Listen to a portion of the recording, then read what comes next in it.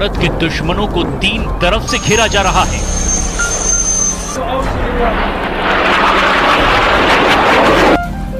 पाकिस्तानी सेना को पता है कि उसे बहुत बड़ा सरप्राइज मिलने वाला है।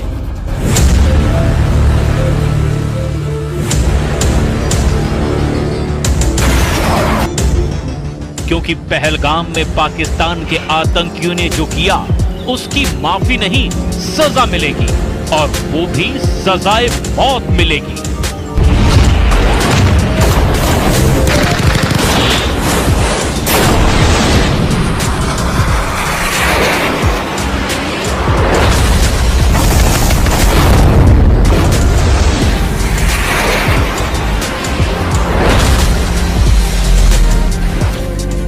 कुपवाड़ा के पास एलओसी पर पाकिस्तान ने गोलीबारी की और इसका उसे जवाब भी दिया जा चुका है।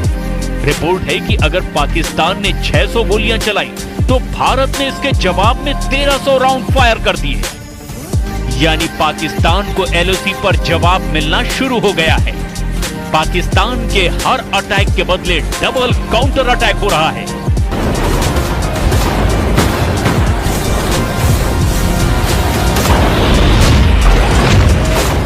जमीन पर हो रहे एक्शन के बाद अब आसमान और समंदर में भारत के तेवर देख लीजिए, क्योंकि पहलगाम में हुए आतंकी हमले ने श्रीनगर और पठानकोट से लेकर अरब सागर तक बड़ा जाल बिछाना शुरू कर दिया है।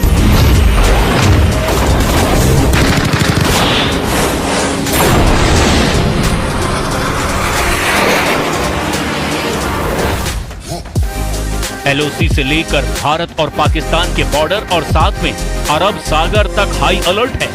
भारत के सबसे खतरनाक हथियार एक्टिव कर दिए गए हैं। एलओसी पर भारत की फौज अलर्ट है। पंजाब और राजस्थान सेक्टर में बीएसएफ की कड़ी निगरानी है और S-400 जैसे तमाम एयर डिफेंस सिस्टम भी अब 24 घंटे एक्टिव कर दिए गए हैं। भारत की टैंक रेजिमेंट भी अखनूर से लेकर गुजरात तक वॉर मोड में आ चुकी है। इस वक्त एयरफोर्स में 2 जहाज बहुत एक्टिव हैं और वो हैं सुखोई 30 MKI और राफाल, जो भारत के फ्रंटलाइन फाइटर माने जाते हैं। इन सब के बीच बड़ी खबर ये है कि पाकिस्तान का पहलगाम वाला एजेंडा फेल हो चुका है। नौसेना ने अपनी फायर पावर दिखाकर बता दिया है कि जो पाकिस्तान चाहता है वो कभी नहीं होगा। कि पहलगाम में आतंकी हमला भारत को बांटने की साजिश थी, जो पूरी तरह से नाकाम हो चुकी है। आतंकियों ने देश को बांटने की जो कोशिश की वो 48 घंटे के अंदर ही फेल हो गई।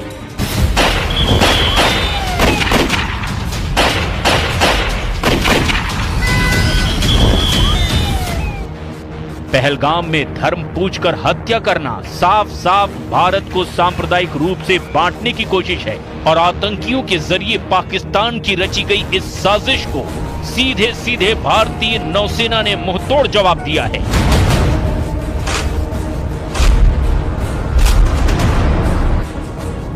नौसेना की ओर से सोशल मीडिया पर तस्वीरें जारी करके बताया गया कि एकता में शक्ति है।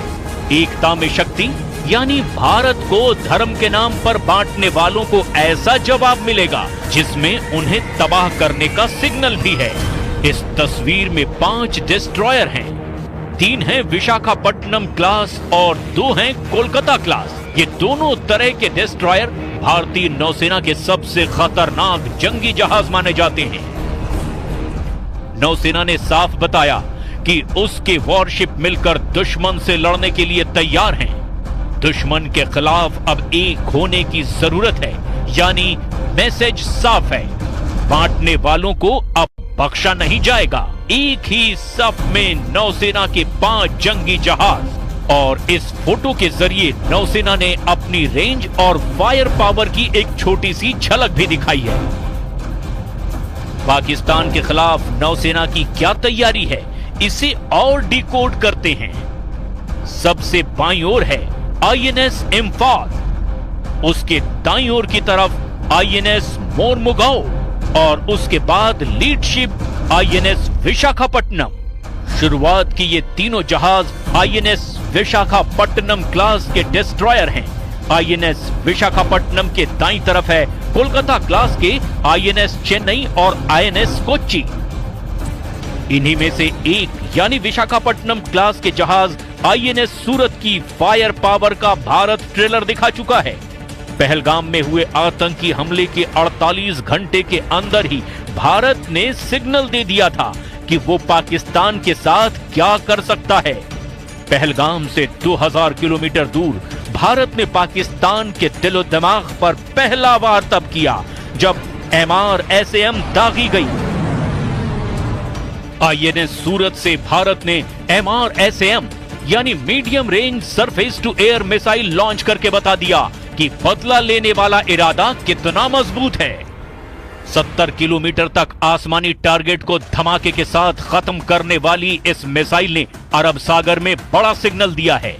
इजराइल के साथ मिलकर बनाई गई इस मिसाइल को आईएनएस सूरत से आजमाया गया, यानी विशाखापट्टनम क्लास का वो डिस्ट्रॉयर जिसके मुकाबले का कोई वॉरशिप पाकिस्तान के पास नहीं है।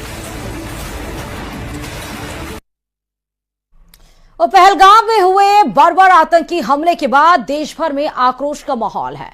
भारत के कड़े रुख को देखते हुए पाकिस्तान के हौसले पस्त हैं। पाकिस्तान भारत को युद्ध की धमकी दे रहा है, लेकिन वो ये भूल जाता है कि उसने कई बार भारत के हाथों मुंह की खाई। जोधपुर में प्रदर्शित यह टैंक पाकिस्तान की बुजदिली की जिंदा निशानी है। बनार रोड की तरफ जाने वाली सड़क पर रखा गया है T-59 टैंक पाकिस्तान की बुजदिली और भारत की सेना की शौर्य का जीता जागता सबूत है। पाकिस्तान एक पाकिस्तानी टैंक है जो 1971 युद्ध के दौरान बुजदिल पाकिस्तान लड़ने आया था भारत से, लेकिन अपने हथियार ही छोड़कर चला गया और वो हथियार छोड़ के जब भागा तो इन हथियारों को अलग अलग शहरों में प्रदर्शित किया गया। ये पैटर्न टैंक है। तत्कालीन समय में सबसे अत्याधुनिक टैंक जो कहे जाते थे, ये टैंक लेकर पाकिस्तान 1971 के युद्ध में जो मैदान में उतरा था, युद्ध के मैदान में।